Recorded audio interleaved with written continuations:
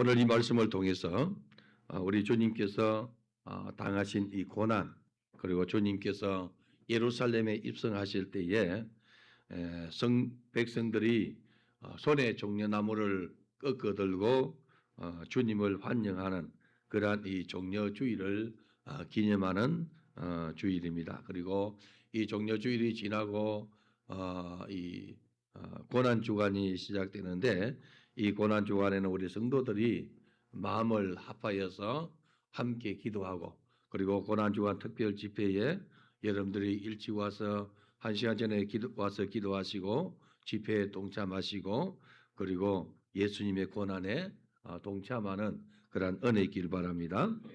예수님과 제자들은 동쪽 여리고로부터 예루살렘으로 향하였습니다. 이제 곧 공생의 마지막 길인 예루살렘 입성을 앞두고 있었는데, 예수님의 이 십자가의 죽음을 향한 예루살렘의 입성이 곧 이 고난 주간의 시작입니다. 예수님의 제자들은 우리 주님이 고난 당하시는 것을 꿈에도 생각하지 못했습니다. 예수님이 예루살렘에 입성할 때에 저들은 예수님을 왕으로 이렇게 추대하고 그리고 예수님과 함께 이 땅에서 영광을 누릴 것을 생각했죠. 그래서 야고보와 요한의 어머니는 예수님께 청탁을 합니다. 예루살렘 입성해서 나라를 세우거든 하나는 우편에 하나는 좌편에 앉게 해주소서, 이렇게 이야기할 때에 다른 제자들이 화를 내는 것을 성경 기록하고 있습니다. 그러나 우리 주님은 예루살렘에 가신 이 목적을 분명히 밝히고 있는데, 십자가 지기 위해서 가셨다는 것이죠. 그래서 우리도 주님이 걸어가신 그 고난의 길을 묵상하면서 이 한 주간을 주님과 동행하는 그러한 은혜의 길을 소망합니다. 주님이 당하신 고난은 우리를 위해서 당하는 고난이요, 우리를 위해서 생명을 주신 그 십자가의 길이었습니다. 구약 성경의 스가랴 선지자가 시온에 따라 크게 기뻐할지어다, 예루살렘에 따라 즐거이 부를지어다, 내 왕이 임하시나니 그는 공의로우시며 구원을 베푸시며 겸손하여서 나귀를 타시나니 나귀의 작은 것 곧 나귀 새끼니라. 스가랴 9장 9절에 이렇게 메시아가 오셔서 어린 나귀를 타고 입성하는 것을 묘사하고 있습니다. 스가랴 선지자는 예수님이 탄생하기 전에 약 500여 년 전에 이렇게 사역한 분이신데, 그분이 바로 예루살렘 입성을 우리 주님이 나귀 새끼를 타고 입성할 것을 예언해 놓았습니다.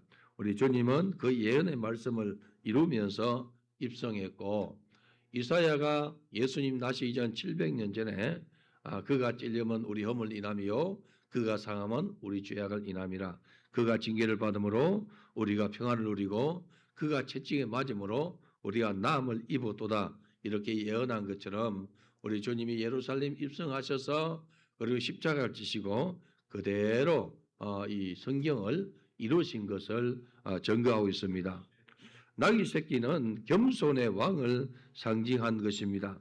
실제로 그 당시에 전쟁이 이렇게 빈번했고, 그리고 정복한 이 왕들 그리고 장수들은 이 아주 호화스러운 이 병거와 그리고 말을 타고 입성하면서 자기 힘을 자랑하는 시대였습니다.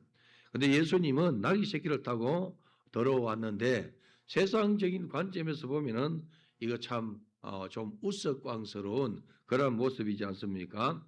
백마를 타고 개선 장군처럼 이렇게 들어오지 아니하고 나귀 새끼를 타고 이렇게 예루살렘에 입성한 그 모습입니다. 스가랴 선지자가 예언으로 말한 것이 겸손하여서 나귀를 타시는데 나귀의 작은 것 나귀 새끼를 타셨다, 이렇게 미리 500년 전에 선포를 했습니다. 가장 중요한 메시지는 예수님께서 나귀 새끼를 타신 것은 구약 성경의 메시아 예언이 자신을 통해서 이루어지는 것을 말하고 있습니다. 그래서 겸손과 공의와 정의를 이렇게 세워가는 이러한 이 왕으로서의 입성, 평화의 왕으로서 입성하는 것이 바로 나귀 새끼를 타고 입성한 것입니다. 그래서 주님은 겸손하여서 낙이 새끼를 타셨지만은 그분의 실체는 만왕의 왕이시요 만주의 주라 이렇게 말하고 있죠. 그래서 우리는 만왕의 왕이시고 만주의 주이신 우리 주님이 피조물을 입고 오신 그 자체가 겸손이요. 그리고 자기를 낮추사 죽기까지 복종하셨으니 십자가의 죽으심이라 하는 이러한 이 말씀에 기록된 것처럼 지극히 자기를 낮추어서 우리를 위해서 대신 죽어주신 우리 주님이십니다. 제자들은 주님의 명령을 따라서 나귀 새끼를 준비하는 것을 보게 되는데 감람산 동편 능선에 위치한 벳바기에 이르렀을 때에 우리 주님께서 두 제자에게 명령을 내리죠. 맞은편으로 가서 매여 있는 나귀를 끌고 오라 이렇게 했습니다. 이 부분은 우리 인간적인 이러한 도덕적인 그리고 윤리적인 관점에서 보면은 이해가 되지 않는 부분입니다. 남의 나귀를 끌고 오라 하는 것은 세상의 이치에 맞지 않습니다. 그러나 우리 예수님이 만왕의 왕이시요 만주의 주인 것을 우리가 생각하면서 이 말씀을 받아들이는 은혜 있기를 바랍니다. 그리고 주님께서 주가 쓰시겠다 이렇게 하라고 말하고 있지 않습니까? 임자가 묻거든 왜 남의 나귀를 풀으냐 할 때에 주가 쓰시겠다 하라 이렇게 할 때에 쓰임 받는 세계를 이야기하고 있습니다. 예수님께서 돈을 주고 제자들에게 시장에 가서 나귀 새끼 한 마리 끌고 오라 한 것이 아니고 임자에 있는 그 나귀를 끌고 오라 하는데 묻거든 주가 쓰시겠다 하라 이렇게 말하라는 것이죠. 이스라엘은 메시아 대망 사상을 가지고 있었죠. 그리고 나라가 어렵고 힘들어지면은 이 메시아 사상이 더 뚜렷하게 나타나요. 나라와 민족이란 그러한 이 상황과 환경을 볼 때 복음이 들어갈 때에 그 나라가 힘들고 어렵고 고난이 많을 때에 메시아를 기대하고 그리고 다시 오시는 예수님을 사모하는 것이 많아졌어요. 우리나라도 일제시대에는 모든 성도들이 다시 오실 예수님을 기다렸다는 것이죠. 6.25 동란 때도 마찬가지 이런 힘들고 어릴 때는 다시 오시는 메시아를 기다렸는데 살기가 좀 편해지고 그리고 이 땅에 사는 것도 그냥 살만하다. 먹고 마시고 등 따시고 배부르고 이렇게 하니까 다시 오실 예수님을 기다리는 이 기다림이 옛날보다 좀 희박해졌다는 것입니다. 오늘 성도 여러분들이 고난 주간에 주님께 쓰임 받기를 소망하는 자가 되기를 바랍니다. 여러분들의 눈물이 주님 앞에 쓰임 받기를 바라고 여러분의 기도가 주님 앞에 쓰임 받기를 바라고 여러분의 이러한 따뜻한 이 사랑과 돌봄이 주님께 쓰임 받는 그러한 은혜 있기를 바랍니다. 로마의 압제하에 있었던 이스라엘은 예수님께서 예루살렘에 향하실 때에 백성들은 그가 왕인 것을 알아차렸죠. 메시아이심을 알아가기 시작했습니다. 메시아를 잉태하고 싶었던 이스라엘 여인들, 그 여인들이 이 성경학자들의 말에 의하면은 결혼을 미루고 하는 이러한 일들이 있었다는 것이죠. 왜냐하면은 혹시 자기가 쓰임 받을까 하는 이러한 기대를 가지고 있었다는 것입니다. 우리 주님이 이 벳바기의 맞은편에 이렇게 사람을 보내면서 나귀를 끌고 오라 하면서 주가 쓰시겠다 할 때에 즉시 보내는 것을 보게 되지 않습니까? 주님이 쓰시면은 정말로 감사하다는 것이죠. 오늘 이 시대도 우리 성도들이 주님을 사랑한다면은 주님께서 쓰시는 것을 기뻐하는 것이죠. 교회사를 보면 여러분 주님을 사랑하는 사람들이 자신의 집을 들여서 교회를 세우는 일들이 얼마나 많습니까? 마게도냐 첫성이 빌립보 지역의 루디아라는 사람이 자기의 집을 들여서 교회를 세우고 여러분들이요 이러한 교회들이 세워지는 것입니다. 우리가 네팔 선교를 이렇게 하면은 네팔에서 은혜를 받은 사람이 자기 집을 들여서 교회를 세우고 우리나라 초창기에도 은혜를 받은 집사님, 은혜를 받은 권사님, 장로님들이 자기 집을 들여서 교회를 세우고 한 일들이 얼마나 많습니까? 그래서 하나님을 즐거움으로 섬기는 그런 시대. 예수님께서 예루살렘 입성할 때에 주님께서 나귀 새끼를 끌고 오라 주가 쓰시겠다 할 때에 나귀 새끼의 이 주인도 즐거움으로 들었다는 것입니다. 오늘 사랑하는 성도 여러분, 예수님의 제자들은 예수님의 이러한 공생 중에 주님이 말씀하신 대로 이루어지는 것을 보아왔습니다.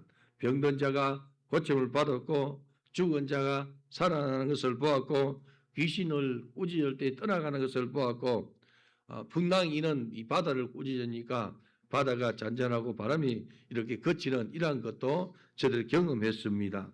그래서 주님이 쓰시겠다 할 때에 제자들은 더 이상 묻지 않냐고 주의 명령을 따라서 벳박의 맞은편에 이 나귀가 매 있는 곳으로 갔더란 것입니다. 그리고 나귀 주인도 예수님께서 쓰시는 사람이구나 하는 것을 제자들이 깨닫게 된 것이죠.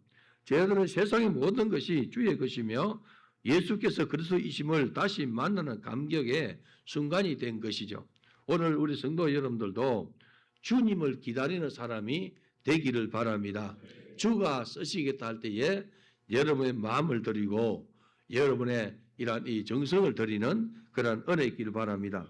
주님께서 나를 써주시는 것이 내게는 영광이요 내게는 축복이요 자손만대가 복이 된다는 사실을 기억하길 바랍니다. 왕의 입성을 만나는 영광스러운 날이 바로 종려주일입니다. 메시아신 예수께서 예루살렘 입성의 순간인데 만유의 주이신 예수께서 전쟁에서 승리한 그러한 이 평강이 아닌 겸손한 평화의 왕으로 입성을 했다는 것이죠. 많은 사람이 몰렸음에도 불구하고 대단한 사람이 몰렸어요, 여러분. 그럼에도 불구하고 로마 이 정부에서 전혀 터치를 하지 않았어요. 당시에 로마 정치 지도자들은 그 지역 이 종교를 이렇게 포용하는 정책을 폈다는 것이죠. 그래서 로마 정부의 반기를 들지 아니하고 자기들의 종교 행사를 이렇게 하는 것은 그냥 봐두었다는 것이죠. 예수님이 예루살렘 입성할 때에 온 백성들이 환호하면서 길에다가 자기 겉옷을 펴고 종려나무 가지를 꺾어 이렇게 펴고 그리고 종려나무 가지를 꺾어 들고 흔들면서 호산나 왕으로 오시는 이여 이렇게 외쳐도 로마 정부 정치권에서는 하나의 이 종교적인 퍼포먼스로 생각하고 그냥 지나갔다는 것입니다. 나중에 유대인들이 제사장들이 충동질하지 않습니까? 우리에게는 가이사밖에 없나이다. 예수를 왕이라면은 가이사 충신이 아니다 하니까 정치 지도자인 이 빌라도가 이 가이사 황제에게 환심을 사기 위해서 십자가 내주죠, 여러분. 주님의 명령에 따라서 나귀를 끌고 온 제자들은 자기 겉옷을 벗어서 나귀 위에 얹었습니다. 왕중왕을 모시는 어전이었고 영광이었다는 것이죠. 그래서 이 겉옷의 이러한 이 의미는 대단히 중요해요. 그 사람의 신분을 말하고 그 사람의 재산이기도 한 것이죠. 그래서 신분이 높은 사람일수록 이 겉옷의 이 값은 엄청나게 비싼 것이고 또 낮은 사람들은 낮은 이러한 이 값이 덜 나가는 이러한 겉옷을 입었죠. 이 겉옷은 여러분 이 다닐 때는 걸쳐서 다니지만은 이것이 또한 이 이불도 되기도 하고 몸을 보호하는 것이 되기 때문에 이 겉옷은 자신의 신분을 가리키는 것이요 자신의 인격을 나타내는 것입니다. 그래서 겉옷을 나귀 위에 펴고 겉옷을 길에 깔았다는 것은 자신의 신분과 인격을 주님 앞에 드렸다는 것이죠. 겉옷은 그 사람의 됨됨이를 이야기하는 그런 인격이기 때문에 자기 자신을 드렸다는 이러한 표현입니다. 엘리야가 엘리사를 부를 때에 겉옷을 던지지 않습니까? 그러니까 엘리사가 알아차리고 자기 동네에 가서 작별을 구하고 자기가 가진 이러한 이 소 12결이 23마리를 잡아서 이 농기구를 빡에서 이렇게 구워서 고기를 구워서 동네 사람들과 다 나눠 먹고 나눠주고 자기는 주의 종 엘리야를 따라갔다는 것입니다. 그래서 겉옷은 의미가 큽니다. 혈루증 걸린 여인이 예수님 뒤로 와서 그 옷자락 만지는 것이 뭡니까? 겉옷자락을 만지는 것이죠. 만지기만 해도 구원을 받겠다는 이런 믿음을 가지고 나왔죠, 여러분. 그리고 예수님 뒤로 와서 겉옷을 만지니 혈류 근원이 말랐다. 병이 고쳐졌다는 것이죠. 우리 주님이 자기의 옷을 만지는 이런 이 순간에 주님 몸에서 능력이 나간 줄 주님이 아시고 누가 내 몸에 손을 떼었느냐 하고 묻지 않습니까? 다윗이 사울의 겉옷자락을 가만히 베니라. 사무엘상 24장 4절에 이렇게 표현하고 있어요. 이 사울이 군사 3,000명을 데리고 다윗을 죽이기 위해서 이 골짝 저 골짝이 이렇게 이 광야 저 광야 이렇게 죽이게 갈 때에 굴에 숨었다는 거죠. 근데 굴에 숨었을 때에 그 굴을 이렇게 다윗은 이 굴 깊은 곳에 숨었고 그리고 이 사울은 발을 가리고자 그래서 그곳에 갔다는 것이죠. 그곳에 가서 있을 때에 지나가면서 겉옷자락을 잘랐죠. 그때에 우리 그 하나님께서 다윗에게 감동 준 것이 뭐냐 하면은 내가 손을 들어 여호와의 기름 부음 받은 주의 종을 치는 것은 여호와께서 금하신 것이라. 부하가 뭐랍니까? 허락만 하소서. 내가 단번에 죽일 수 있습니다. 이렇게 말했지만은 손을 들어서 주의 종을 치는 것은 합당치 않다. 그리고 겉옷만 베어 가자 이렇게 했는데 그것도 하나님 앞에 내가 손을 들어서 주의 종을 해한 것을 하나님 회개합니다고 회개한 모습입니다. 예수님이 예루살렘에 입성할 때에 그리고 나귀 새끼를 끌고 왔을 때에 먼저 제자들이 겉옷을 벗어서 나귀 위에서 얹으니 예수님께서 타셨습니다. 무리의 대다수가 그 겉옷을 길에 펴고 다른 이들은 나뭇가지를 베어서 길에 폈는데 그 나뭇가지가 종려나무 가지죠. 그래서 이날을 가리켜서 종려주일이라. 종려주일을 하는 것은 뭐냐면은 이 종려나무 가지를 꺾어 흔들면서 왕으로 입성하신 예수님을 환영하는 그런 주일입니다. 예수님이 입성함에 따라서 앞에서도 가고 뒤에 따르면서 무리가 소리를 외칩니다. 호산나 다윗의 자손이여 찬송하리로다. 주의 이름을 오시는 이여 가장 높은 곳에서 호산나 하더라 이렇게 쓰입니다. 호산나 우리를 구원하소서. 왕으로 오시는 이여 우리를 구원하소서 이렇게 외쳤는데 그들은 만왕의 왕이시고 만주의 주로 오시고 우리를 위해서 십자가 지기 위해서 오셨는데 그들이 원하는 이 구원과는 우리를 죄와 사망의 법에서 영원한 지옥에서 건져내기 위해서 오신 예수를 맞이하는 것이 아니고 그들은 이 로마의 압제 정치적인 이러한 환난과 핍박에서 구원해 주고 그 당시에 얼마나 배고팠습니까? 예수님이 보리떡 5개에 물고기 2마리로서 5,000명을 먹였는데 자기들의 배를 불려줄 이러한 이 왕으로 생각하고 이렇게 외쳤다는 것이죠. 누가복음 19장에 보면은 찬송하리로다 주의 이름 오시는 왕이여 하늘의 평화여 가장 높은 곳에는 영광이로다 이렇게 외쳤다는 것이죠. 우리 예수님이 탄생했을 때에 천군이 이렇게 노래하지 않습니까? 지극히 높은 곳에서는 하나님께 영광이요 땅에서는 기뻐하심 입은 사람들 중에 평화로다 이렇게 했어요. 그래서 천군 천사가 부르는 것은 뭐냐면은 하늘에서 영광이요 땅에서는 기뻐하심을 입은 사람들 중에 평화라 이렇게 했어요. 이게 영적 질서입니다. 근데 이 백성들은 뭐냐면은 찬송하리로다 주의 이름 오시는 왕이여 하늘에는 평화요 가장 높은 곳에는 영광이로다. 영적 질서가 없어요. 기뻐하심을 입은 사람들 중에 여러분 평강이 주어지는 거예요. 오늘 여러분들이 예수 그리스도를 믿고 주의 전에 와서 예배 드리는 것은 기뻐하심을 입은 사람들 중에 있다는 것입니다. 그래서 하나님 평강이 여러분들에게 임하는 거예요. 내가 예수 믿을 때에 진정한 평화가 임하게 된다는 것을 이야기합니다. 우리 주님 오시는 자체가 하늘의 영광입니다. 날 구원하기 위해서 이 땅에 태어나신 자체가 하늘의 영광이고 예수님이 십자가 지신 그것도 하늘의 영광인데 왜냐하면 아버지의 뜻을 이루어드리고 하나님의 공의를 만족시켜 드렸기 때문에 하나님께는 영광이 되고 그 하나님께 영광을 올리기 위해서 오신 예수를 저와 여러분들은 믿었으니 믿은 사람에게는 평강이 임하는 거예요. 여러분들에게 우리 하나님의 평강이 넘치는 그러나 축복이 있기를 바랍니다. 우리 예수님께서 가는 곳마다 이 집에 평강이 있을지어다. 복음을 들고 가는 곳마다 이 집에 평강이 있을지어다고 선포하라 하지 않습니까?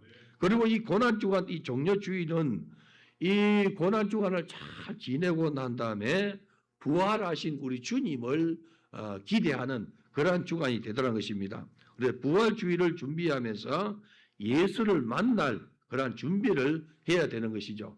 주님의 고난이 내 고난이 될 때에 주님의 부활도 내 부활이 되는 거예요.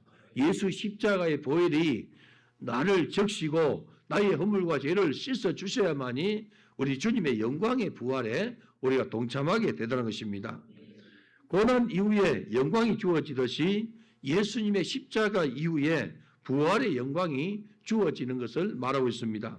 우리가 이 땅에 오신 예수 그리스도를 믿고 주님과 함께 주님 가신 길을 걸을 때에 때로는 고난이 있지만은 부활의 영광에 동참하게 되더라는 것입니다. 그래서 예수님이 예루살렘에 입성하신 그런 모습은 시편 24편에 이렇게 묘사하고 있는데 문들아 너희 머리를 들지어다 영원한 문들아 들릴지어다 영광의 왕이 들어가시리로다.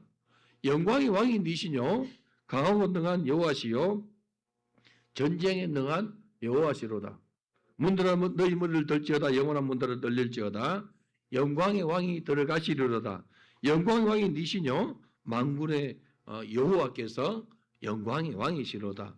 그래서 여러분 예수님이 예루살렘 입성에 들어가시니까 모든 만민이 호산나 다윗의 자손이여 왕으로 오시는 이하고 환영을 했습니다. 하나님께서 땅과 그 안에 모든 것을 주관하시고 지배하신다는 선언이죠. 우리 주님이 영광의 왕이 들어갈 때에 문이 이렇게 들려져야 된다는 것이죠. 그래서 시편 저자는 문 들릴지어다 영광의 왕이 들어가니까 문아 열어라 그리고 들려져라 들릴지어다. 그러니까 이 강제적으로도 열어야 된다는 것이죠.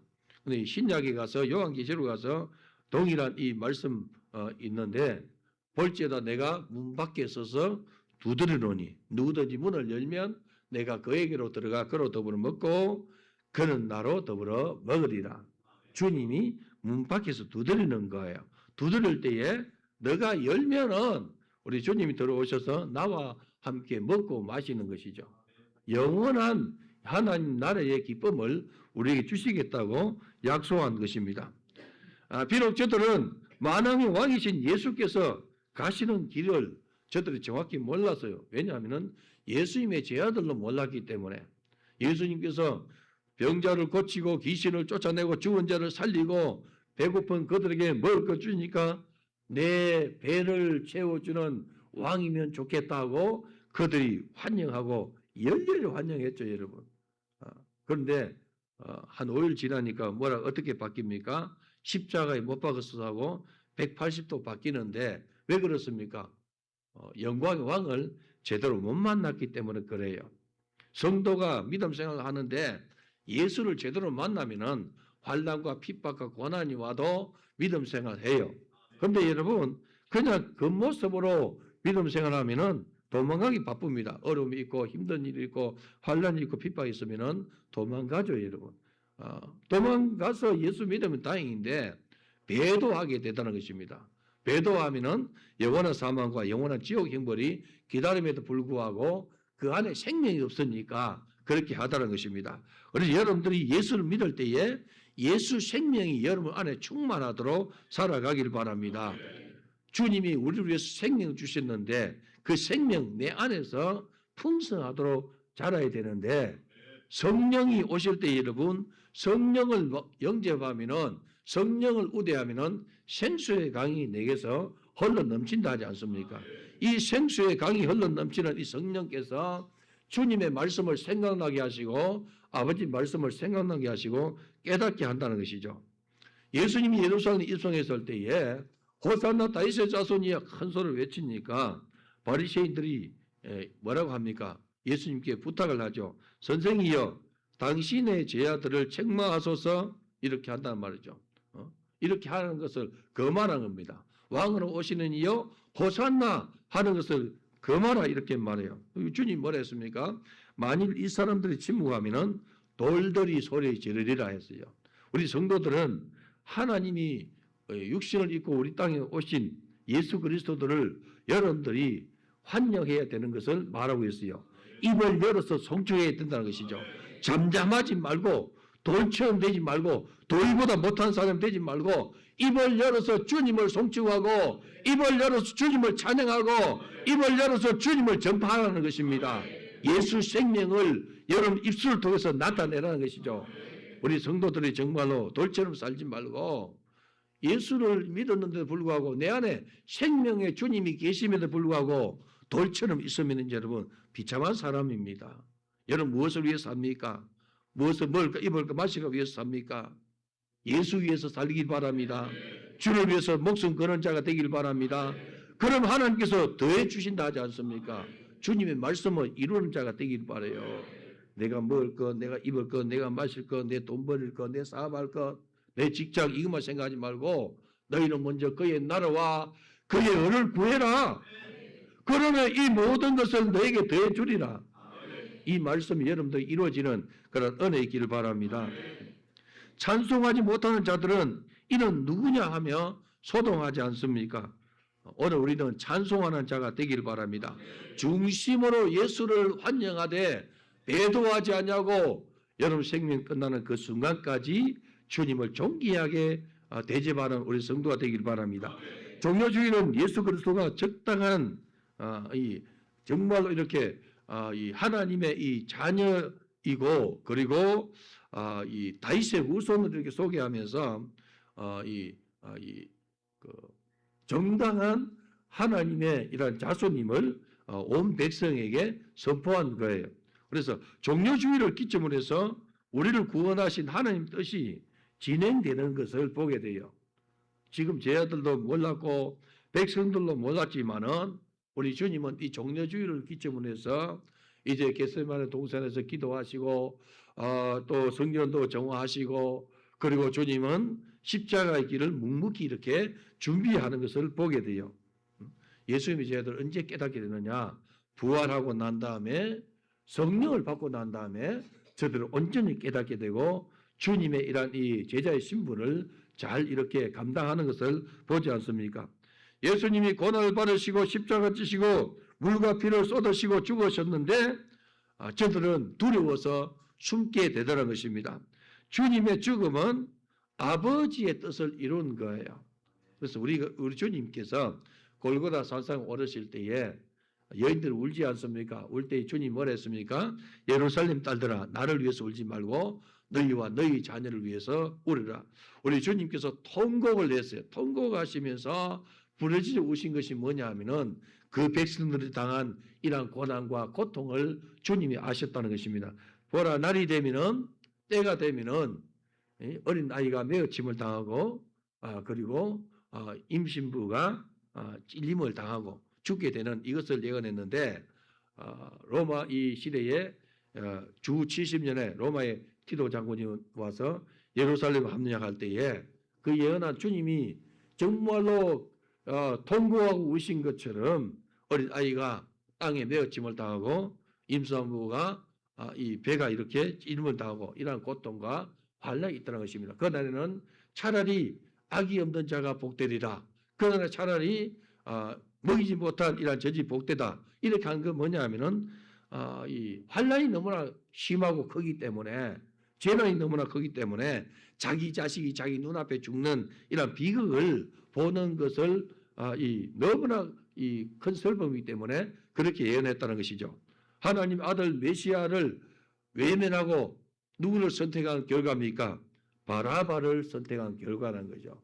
오늘 우리 성도 여러분들은 범사에 주님을 선택하는 그런 은혜 있기를 바랍니다.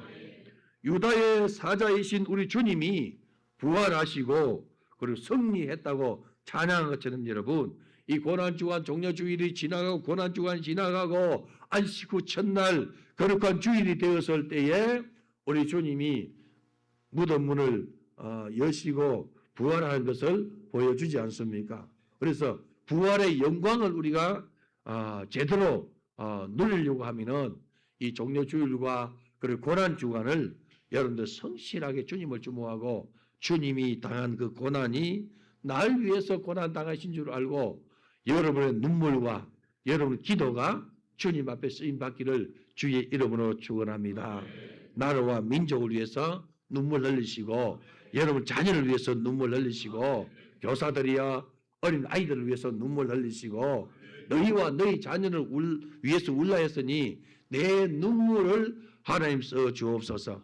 다윗이 고백한 것처럼 주여 내 눈물을 주의 병에 담으소서 한 것처럼 여러분의 눈물이 백성을 살리고 여러분의 눈물이 나를 살리는데 쓰임 받기를 소망하길 바랍니다. 그래서 이 고난의 주간 한 주간을 여러분들의 뜻을 정해서 주님의 고난이 내 고난이 되도록 여러분 믿음으로 나아가는 그 한 주간 되기를 주님의 이름으로 축원합니다. 오늘 주신 말씀이 내게 이루어지기를 원합니다. 주님이 당하신 이 고난 주간을 믿음으로 우리가 받아들이기를 원합니다. 예수님의 고난이 내 고난이요 예수님의 부활이 내 부활 되도록 주님 역사하여 주옵소서. 성령으로 함께하여 주옵소서. 주여 3차로 동성기도 하겠습니다. 주여 주여 주여 거룩하시고 존귀하신 아버지 감사와 영광을 올려드립니다. 우리 주님의 거룩한 성령께서 우리 마음을 감동시